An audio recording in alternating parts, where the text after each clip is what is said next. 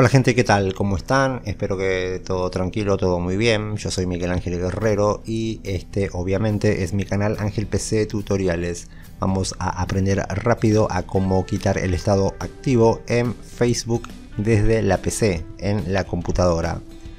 Esto podemos hacerlo para que nadie nos vea en línea, o si queremos ocultar el estado activo únicamente a una persona o a unas cuantas personas, también podemos hacerlo, ya lo vamos a ver. Ok, estamos en Facebook, en la PC, como les dije. Aquí les voy a estar dejando una lista de videos para que aprendan más cosas sobre Facebook. Antes de que se vayan, se los digo. Entramos en mensajes, aquí miren, entramos ahí en Messenger. Ahora pulsamos en los tres puntos estos, en opciones, y aquí miren, aquí está estado activo, está activado. Hacemos clic. Si queremos desactivarlo para todos, pues hacemos clic acá y listo, damos clic en guardar y eso es todo, pero lo volvamos a activar primero. Si queremos que el estado activo esté justamente activo solo para algunas personas o desactivado para algunas personas, podemos hacerlo desde aquí. Miren, si entramos aquí,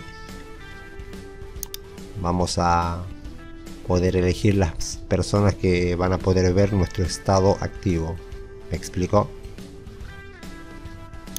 O si no, podemos entrar aquí en desactivado para algunos, para hacer lo contrario, por así decirlo.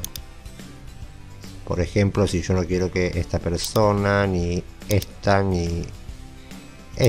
vean mi estado activo, pues las marco y doy clic en guardar. Ok,